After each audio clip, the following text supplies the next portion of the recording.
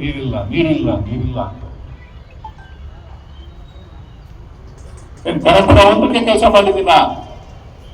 ನಾನು ಮಂಜೂರು ಮಾಡಿಸ್ಕೊಟ್ಟಂತ ಕೆಲಸ ಕಾರ್ಯಗಳು ಇನ್ನು 5 ವರ್ಷ ಆದ್ರೂ ಮುಗಿಯೋದಿಲ್ಲ.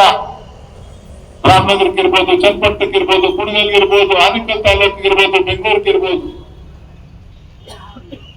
ಇವತ್ತು ಬಂದು ಏನೋ ಹೇಳ್ಕೊಂಡು ಹೋಗ್ತಾರಂತ, ಏನೋ ಮಾಡ್ತಾರಂತ. ಸ್ವಾಗತ ಮಾಡಿದ್ದೇನೆ, ಸಹಕಾರ ಕೊಡ್ತೇನೆ ನಿಮ್ಮ ಅಭಿವೃದ್ಧಿಗೆ.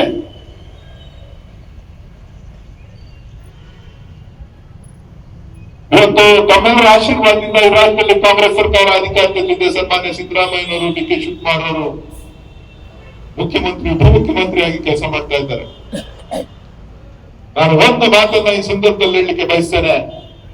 ನಾನೇನು ಮಾತನ್ನ ಕೊಟ್ಟಿದ್ದೇನೆ ಅವೆಲ್ಲ ಕೆಲಸ ಕಾರ್ಯಗಳು ಕೂಡ ಅವರ ನೇತೃತ್ವದಲ್ಲಿ, ಡಿ ಕೆ ಶಿವಕುಮಾರ್ ಅವರ ನೇತೃತ್ವದಲ್ಲಿ ಈ ಜಿಲ್ಲೆಯಲ್ಲಿ ಸಂಪೂರ್ಣವಾಗಿ ಅಭಿವೃದ್ಧಿಯನ್ನ ಮಾಡ್ತೇವೆ, ಅದಕ್ಕೆ ಕಟಬದ್ಧರಾಗಿದ್ದೇವೆ ಅಂತಕ್ಕಂಥ ಮಾತನ್ನ ಈ ಸಂದರ್ಭದಲ್ಲಿ ಹೇಳಲಿಕ್ಕೆ ಬಯಸ್ತೇನೆ.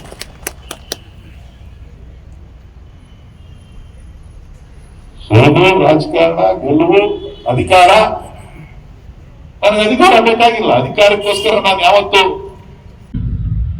ಯಾರು ಏನು ಬರ್ಬೇಕಾದಂತ ಅವಶ್ಯಕತೆ ಇಲ್ಲ. ನಿಮ್ಗೆಲ್ಲ ಇತ್ತು, ನಮ್ಮೂರು ಬರ್ಲಿಲ್ಲ, ನಮ್ ಬೀದಿಗೆ ಬರ್ಲಿಲ್ಲ ಅಂತ. ನಿಮ್ ಬೀದಿಗೂ ಬರ್ತೀನಿ, ನಿಮ್ ಮನೆಗೂ ಬರ್ತೀನಿ, ನಿಮ್ ಊರಿಗೂ ಬರ್ತೀನಿ. ಎಲ್ಲ ಕೆಲಸ ಕಾರ್ಯಗಳು ಖಂಡಿತ ನಿಮ್ ಜೊತೆ ಇದ್ಕೊಂಡು ನಾನು ಬದುಕಬೇಕು, ಬಾಳ್ಬೇಕು. ನಾನು ಆ ಕೆಲಸನ ನೋಡ್ಕೊಂಡು ನಿಮ್ ಜೊತೆ ಇರ್ತೀನಿ. ಧೈರ್ಯವಾಗಿರಿ, ಯಾರಿಗೂ ಹಂಚ್ಕೊಳಕ್ ಹೋಗ್ಬೇಡಿ, ಹೆದರ್ಕೊಳಕ್ ಹೋಗ್ಬೇಡಿ. ಯಾರ್ಯಾರು ಏನೇನ್ ಮಾಡಿದ್ದಾರೆ ಅದನ್ನೆಲ್ಲ